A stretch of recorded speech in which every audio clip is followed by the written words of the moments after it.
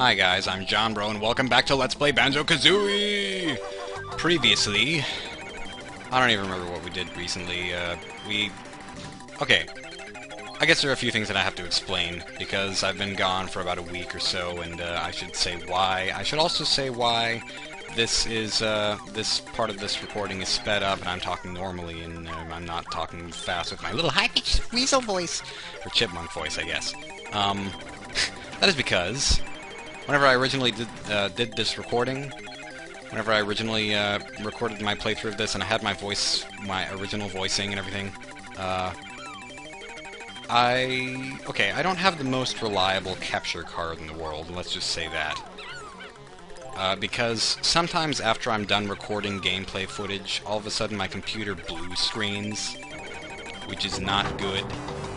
And so, as I was saving my files in Audacity for my voice, like, in the middle of its save, it blue screened and crashed, and I had to restart. So I could have just compiled or recompiled all of the Audacity files in their directory because it didn't save to an actual little compilation file. I could have done that, but, you know, there were, I don't know, like 300 sound clips in that directory, and they were all out of order, so what's the point of doing that? I think the point is to have the main file. Anyway, upon coming in here, you want to get this Mumbo's token before getting the Jiggy, because there's a Mumbo's token. You can't get it after you get the Jiggy because it drains all the water in this room. In this room right here, I've always thought there was more to this room, or I used to always think there was more to this room, because it has this big face in the middle. Like, you can clearly see it, there's a face there. And I would always try to, like, stomp on the eyes and all the different individual teeth, expecting it to do something, and it never did. So, with that in mind, there's nothing special in this room. Aside from, you know, a few notes and the Mumbo's token and the Jiggy, which are all good and special, and, of course, these mummies, who are not special at all.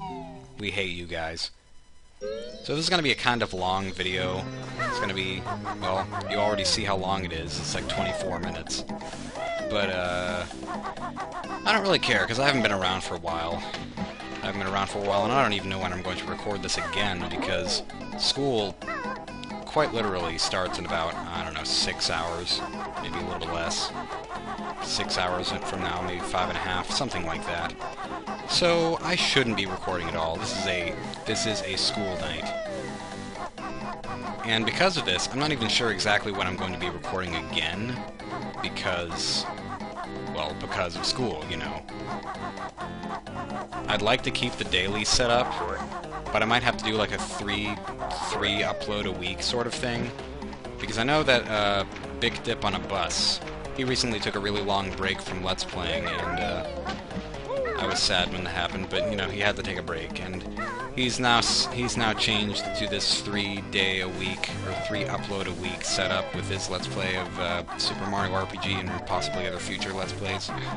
And I don't really like that setup. I understand why he's doing it, and I'm sorry that it has to be that way, just because I wouldn't want personally to do something like that. I'd rather personally upload once a day, like other people, like Chugga and Nintendo Capri Sun and all of them.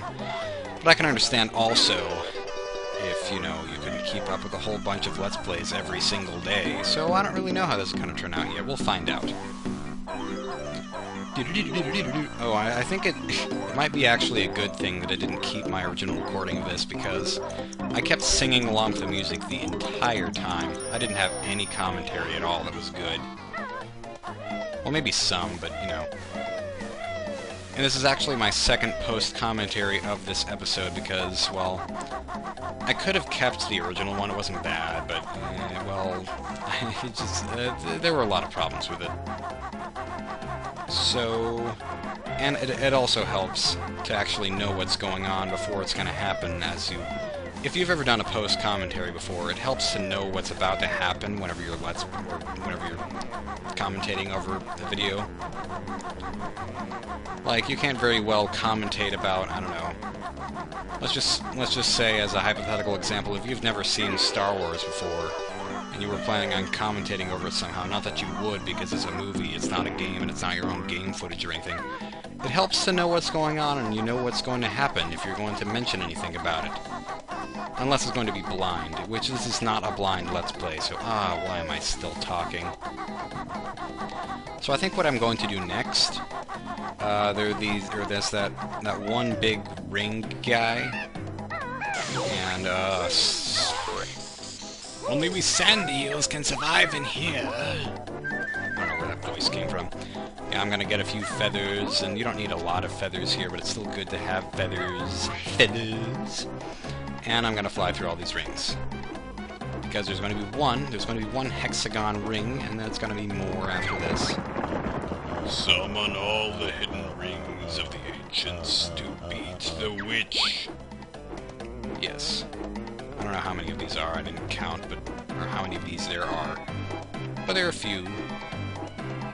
And they blink. It's always so weird how every eye in this level blinks. Even on all the statues, or, well, not all of them, but pretty close to all of them. It's just weird. Like, after seeing this level, you half expect, like, the Bubble Gloop Swamp Crocodile to blink, and, I don't know. Something about inanimate objects having very slight, subtle motion like that is just weird. What was I saying? Was I saying anything important? I don't think I was. Oh yeah, I guess I could mention why I was gone on my trip. Or, I was on a trip for the last few days, and there was no internet access, so I couldn't do anything. I couldn't tell you what I was doing, I couldn't update Twitter or anything like that, but... well... I was at my brother's wedding. Well, I have two brothers. Now they're both married. It wasn't both of them getting married, it's just one, but... It was very cool, I must say. Because...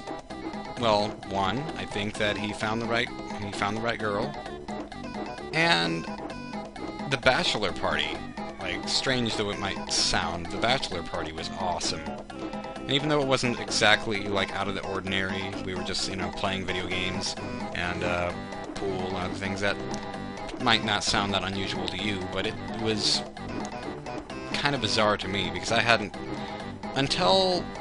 I don't know, like 4 days ago, however long it was, I hadn't played a 4-player minigame or pool in about 8 years. And I'm only 17, so...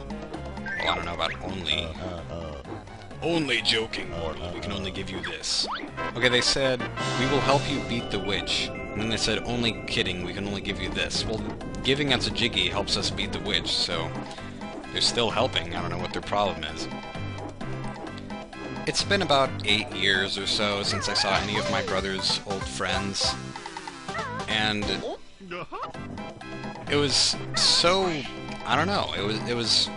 I think they were possibly as surprised as I was to just see each other, because they're much older than I am. A few years, but... like, whenever I saw them last, they were perhaps a little bit older than me, or roughly my age. Okay, this right here, I should mention this right now, before I go any further. That door over there, that's supposed to have Gobi's face on it. Gobi, the camel we haven't seen, the owner of this desert. He has insurance or something.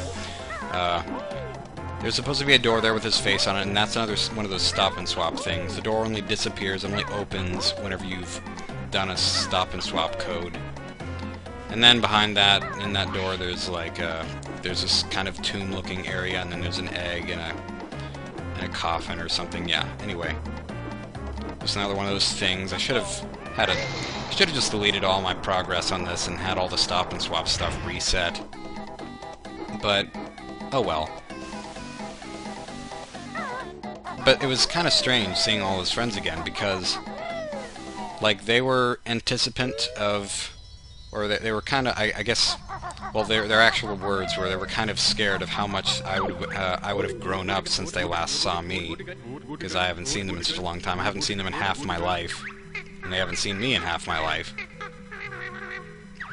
And so, very good. I see some up there. It's yours. If you can get it, yes. If I can get any words in, I'd like to talk here.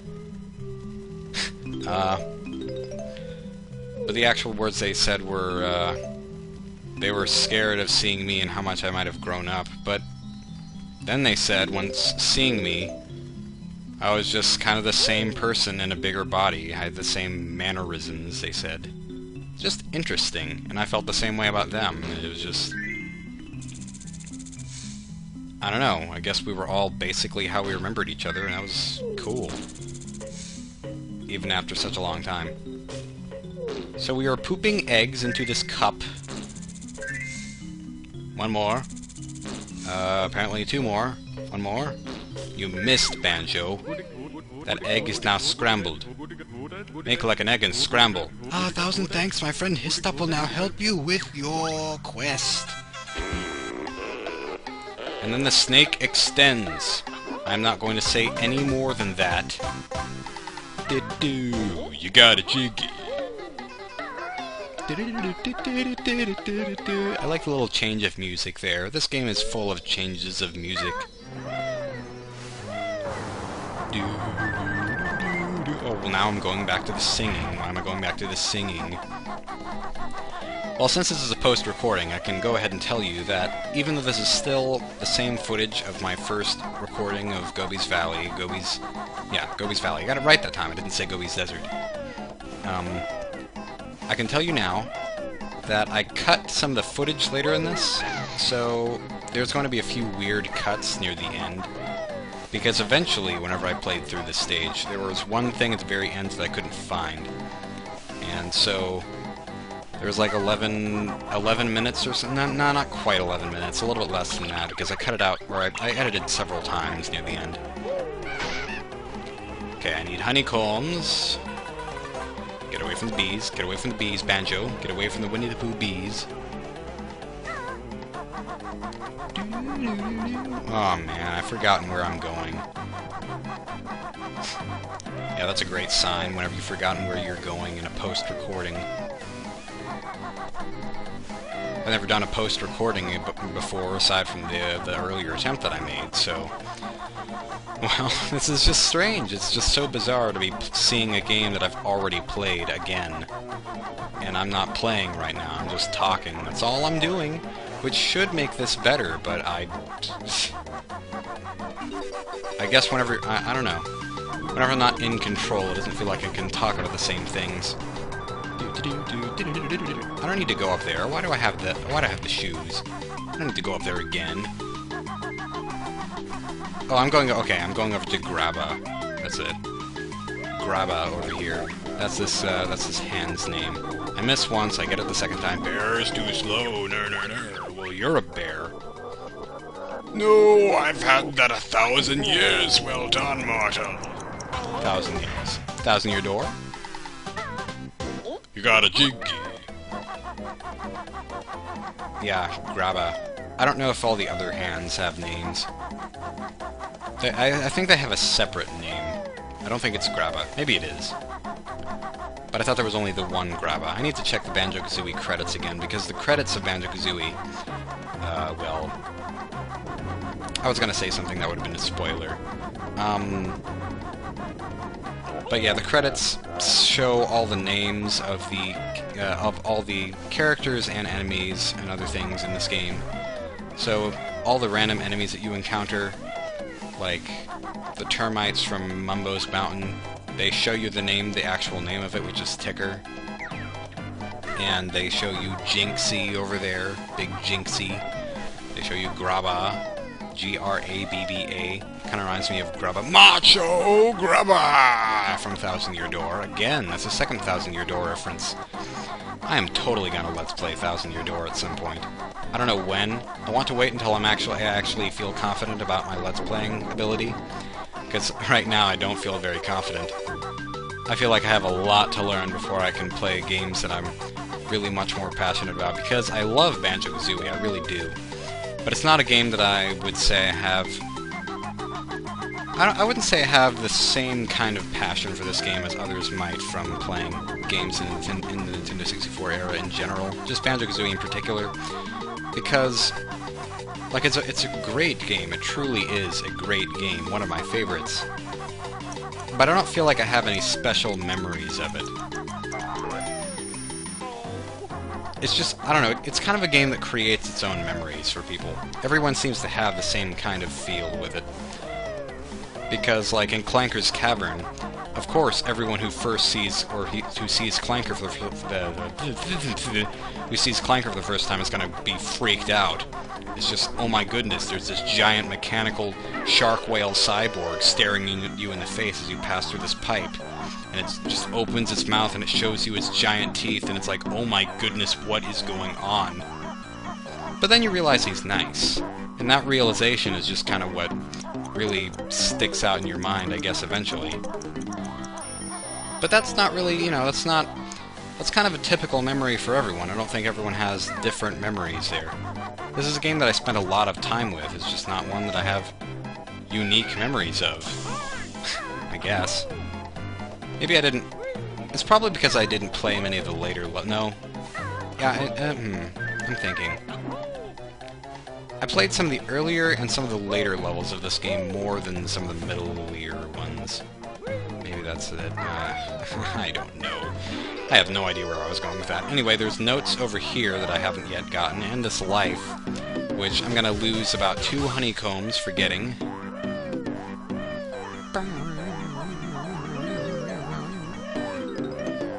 What was I talking about? I don't know what I was talking about.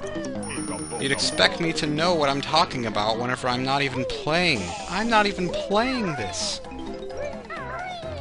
So it is 2:43 p.m. Hooray. 2:43... No, wait, sorry. a.m. For some reason, whenever I have, like... Whenever I look at a clock, usually a digital clock, I don't really think that the day officially starts until 1 a.m. Like, I understand the day really starts at 12 a.m. and that, or 12... The exact moment of 12, whether it be noon or midnight, that doesn't have an AM or a PM as far as I've heard. That's just something interesting I learned once, I think. Like, the exact moment of turning it over, not AM or PM, but I think right after that it turns into AM if it's PM before. I'm not very good at explaining things. But anyway, there's Gobi over there, the camel. But I feel like, I don't know, it's probably because I have a digital clock in my room that's satellite accurate, and it's the only clock that I ever look at in my room. Ah, stupid Banjo, I need life. Yeah, because of that, I don't think the day... It's just because it's a new number. It just starts over. So, whenever I think, I don't know, it's just 12. 12 doesn't seem like an end of the day number. 1 seems like a new beginning of something. Okay, here's a fun line of not exactly failure, but of me grinding for life. As you can see right here, as I've already probably mentioned in the last video, it's been so long since I saw episode 12, though. I kill invincibility with invincibility. Invulnerability, I think is what it calls it in this game, but it doesn't matter. I think this is the only game I've ever seen invincibility be called invulnerability instead of invincibility. Or I think it's this game, unless I'm thinking of a different one. Oh, I don't know.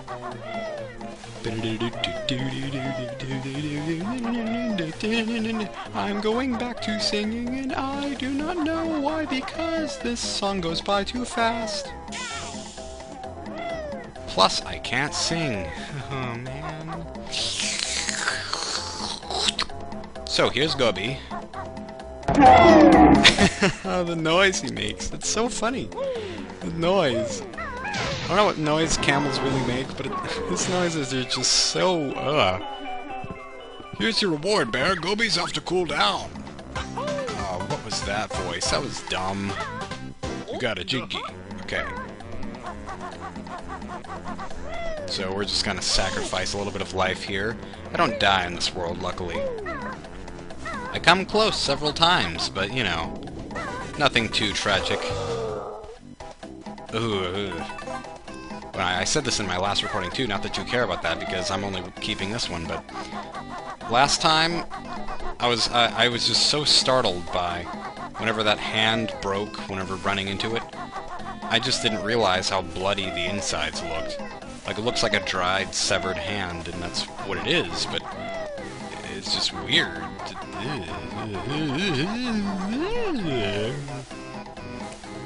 This game is just... Well, it's not graphic in the same way that, like, Conker's Bad Fur Day is or anything, but it's still... Rare has graphic games. I'd go as far as to say that Banjo Kazooie or Banjo Tooie might have more graphic images in them than, say, I don't know, Jet Force Gemini, which I've played a little bit of. I wasn't particularly impressed. It's more generic than other games. This tree looks a bit thirsty, but I need all my water for myself. I sound like Napoleon Dynamite. You got like 3 feet of air that time. Okay, so I'm just gonna point this out now. Gobi defies so many laws of gravity and physics. He just ran across that water. I'm just gonna point that out now. And then later he does something even more crazy than just... Well, maybe not more crazy, but he still does... Okay, there was an odd cut there, I'm sorry. That was because I didn't realize there was something before in editing. Yeah, I don't know. Never mind. But... aside from him, like, doing this weird spitty motion in the tree, which I guess I should have mentioned how gross that is and how... Never mind. Probably everyone points out that... But, yeah. Gobi is just magic. And he's also really creepy, and eventually you'll realize that he's emo, too. Gobi the emo camel.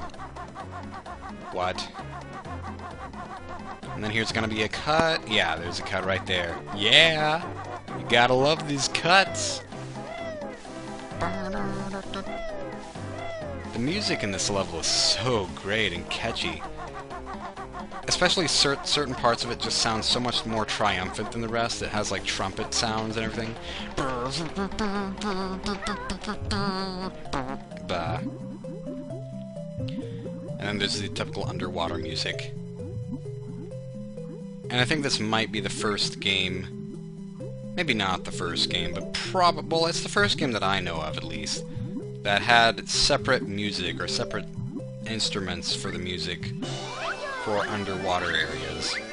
I'm sure there are other games that had changing music in different areas, but not underwater, and it's just kind of its own Banjo-Kazooie thing.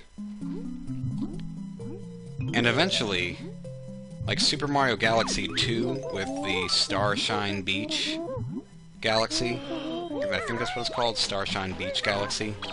They eventually did something with that was just kind of the same thing, not exactly the same thing, but the music in that area, that galaxy, they had separate music specifically for the underwater area, which might have been inspired by Banjo-Kazooie, I don't know.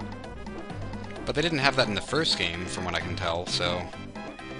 I think the music was just muffled in the first game or something. So here's that really long cut that I mentioned. And this is the last part of the level.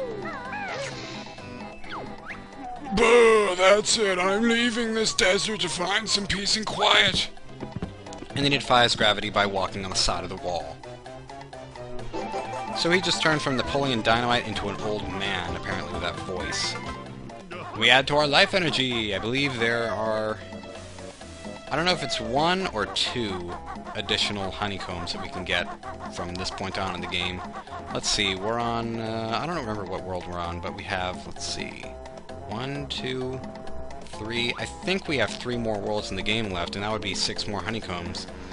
So that would make sense if we only had 3 more honeycombs left, or 6 more honeycombs left to get the last thing in the game. But anyway, the video's about to end, so I will see you next time. Bye. Thank you for watching.